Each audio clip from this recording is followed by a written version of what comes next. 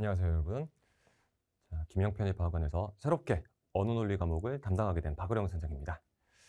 본격적인 소개에 앞서서 제가 어떤 사람인지를 여러분들께 좀 말씀을 드리는 시간을 가져야 될 것 같습니다. 자, 자기소개.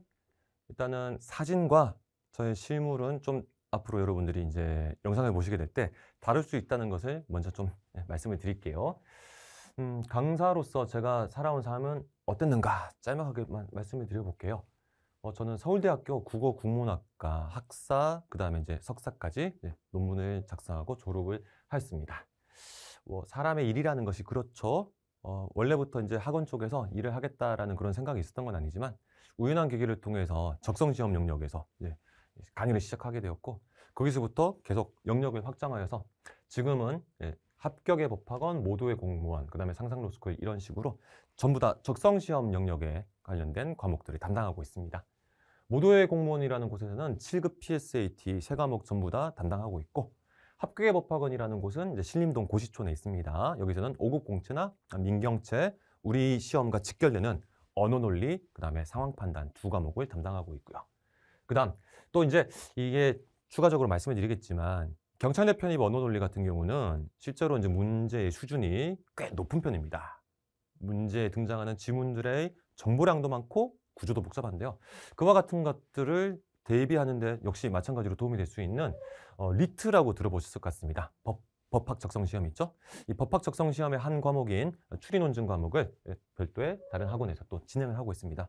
그다음 관련돼서 또 메가로스쿨에서는 언어이해 추리 논증 2과목을 다 담당했었던 이런 경험을 가지고 있어서 실질적으로 지금 제가 소개해드린 이 모든 과목들 중에서 이 자료 해석 영역만 제외한다면 전부 다 앞으로의 경찰대 편입 언어 논리 대비 과정에 다 피가 되고 살이 되는 그런 과목들이라고 말씀드릴 수가 있겠습니다.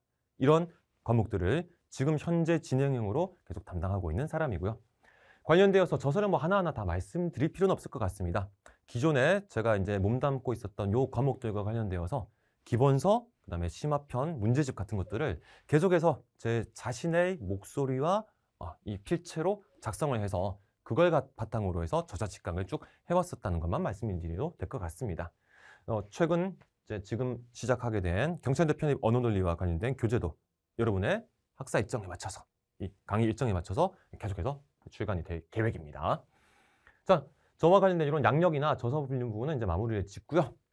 여러분들이 이제 자기소개 영상이긴 하지만 사실상 제가 이 시험을 어떻게 바라보고 있는가 혹은 저의 목소리를 참고해서 이 시험은 도대체 어떤 시험인가를 좀 확인하는 그런 것도 의미가 있다고 생각을 합니다. 그래서 두 번째로 살펴볼 것은 경찰대 편입 언어 논리는 어떤 시험인가라는 것을 좀 설명드리고자 합니다.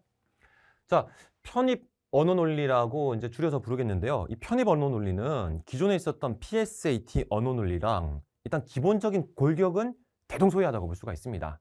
그런데 실제 1회 시험이 끝난 직후에 많은 분들이 비슷하게 입을 모아서 이야기한 것이 어렵다였습니다. 어렵다였습니다. 어떤 측면에서 그러면 이 편입 언어 논리가 어려운가? 1차적으로 이 시험이 요구하는 능력치는요.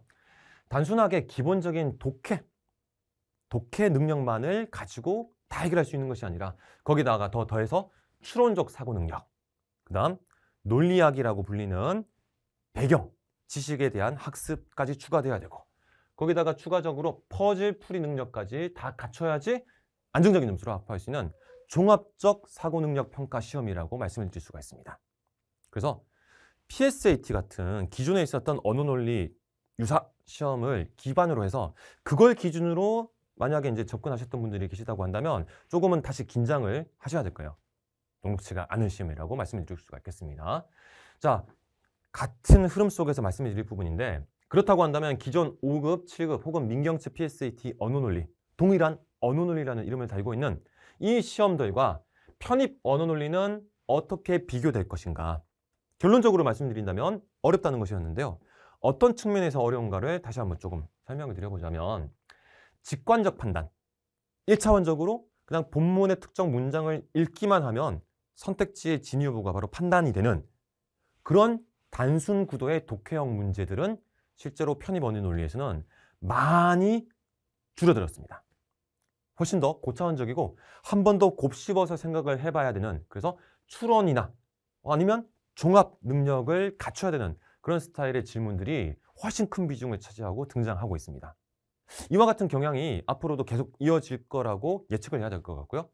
그런 맥락에서 상대적으로 기존에 있었던 일반적인 5급 공채, 7급 공채 혹은 민경채 PSAT 언어 논리 시험보다 학생분들이 더 어렵게 느껴졌다는 그런 결과가 나오게 된 것 같습니다.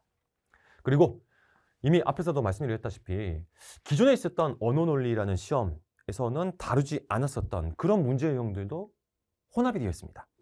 좀 더 보자면 PSAT 언어 논리 상황 판단뿐만이 아니라 리트 법학 적성 시험에 등장하는 언어 이해의 고난도 독해형 문제, 그 다음 역시 마찬가지로 리트에 등장하는 추리논증 과목의 고난도 추론형 문제, 혹은 논증 분석형 문제, 이와 같은 식으로 기존에 있었던 큰 틀은 그대로 유지를 하면서도 거기에 플러스 알파 우리가 추가적으로 살펴봐야 될 그와 같은 문제의 유형이나 혹은 전문성이 더 강화된 형태로 이번 편입 언어 논리 시험은 출제가 됐었다라고 생각을 해주셔야 되겠습니다.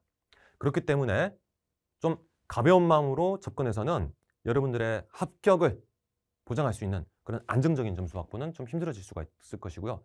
확실하게 처음부터 체계를 딱 단단하게 잡고 커리큘럼을 단계별로 쭉 밟아 나가셔야지 이 시험에 대한 완벽한 대비가 될 수 있다고 그렇게 분석하셔야 될 것 같습니다. 자, 이게 이제 두 번째로 제가 여러분들께 자기소개와 더불어서 말씀드리고 있는 부분이고요. 그렇다고 한다면 저의 편입 언어 논리 수업은 어떻게, 어떤 부분에 초점을 맞춰서 진행이 될 것인가 관련된 말씀을 좀 드려보는 게 어떨까 싶습니다. 자, 어떤 적성 시험이건 결국 중요한 것은요, 출제위원들이 무엇을 학생들로부터 캐치하려고 하는 것인가, 출제 원리 혹은 출제 의도에 대한 파악이 일단은 가장 중심에 놓여야 될 것입니다. 그와 같은 출제 원리를 꿰뚫는 유형별 문항 분석이 이루어져야지 여러분들이 실제로 학습해야 될 내용, 양적인 부분이 최소한으로 줄어들고 그리고 완벽한 대비까지 같이 보장될 수 있는 그런 식의 일석이조의 효과를 누릴 수가 있을 것인데요. 이것은 아무래도 역시 앞에서 말씀드렸던 자기소개와 연결되는 부분이 될 수밖에 없을 것입니다. 적성시험 분야를 이렇게 길게 그리고 어느 한 과목만 담당하는 것이 아니라 이와 같은 편입 언어 논리가 가지고 있는 종합적 사고능력 평가에 부합되게끔 관련되어 있는 여러 수업들, 과목들을 전범위적으로 다 확인했었던, 다 강의를 해봤었던 그런 전문가 입장에서 이 시험이 요구하는 바를 더 잘 캐치할 수 있을 거라고 볼 수가 있겠죠. 그와 같은 측면에서 저희 언어 논리 수업은요, PSAT 시험과의 유사성도 당연히 확인해서 관련된 내용을 말씀드리겠지만 이 필세 시험만으로는 해결되지 않는 그 가려운 부분들과 관련되어서도 여러분들께 커리큘럼상에서 한 부분을 딱 구성을 해서 전달 드릴 거라는 것을 약속드립니다. 이런 식으로 유사성과 차별성을 종합적으로 분석하여 이 편입 언어 논리가 요구하는 종합적 문제 해결 능력이 완벽하게 갖춰질 수 있는 데 초점을 맞춰서 전체적인 커리큘럼을 구성하고 여러분들께 내용을 전달 드릴 것이라는 겁니다. 자, 관련되어서 이제 네 번째, 그렇다고 하면 이런 이제 전반적인 어떤 문제의식이나 목표 이외에 구체적으로 들어갔을 때 저희 수업은 또 어떤 특징 혹은 어떤 장점 같은 거를 가지고 있는가를 짤막하게 말씀드리는 것으로 이 자기소개 영상을 끝내면 될 것 같은데요. 자, 저희 수업은 1차적으로 앞서서 말씀드렸었던 출제위원이 무엇을 의도하는가와 관련된 그 정확한 시각을 같이 만들어 나가는데 제일 중심을 둡니다. 그래야 여러분들의 응용력이 같이 길러질 수가 있을 것이에요.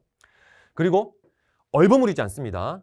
적성시험 문제들은요, 정확한 판단 기준을 가지고 특정 문제를 해결해 내야지 새로운 소재나 새로운 상황에서 등장하는, 마주하게 되는 그런 문제들도 슬기롭게 응용력을 가지고 해결해 나갈 수가 있게 되는 것이거든요.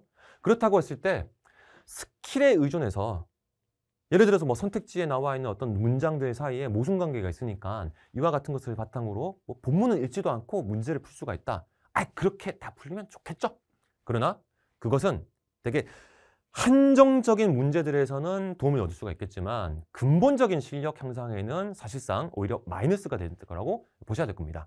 그렇기 때문에 여러분들께 제가 강조드리는 바는 정확한 판단 기준에 입각해서 각각의 문제 유형별 풀이 방식을 제가 상세하게 설명드린 그대로 여러분들도 다시 그것을 누군가한테 설명할 수 있을 만큼 정확하고 친절한 설명에 초점을 맞춰서 수업을 계속 진행할 것이라는 겁니다.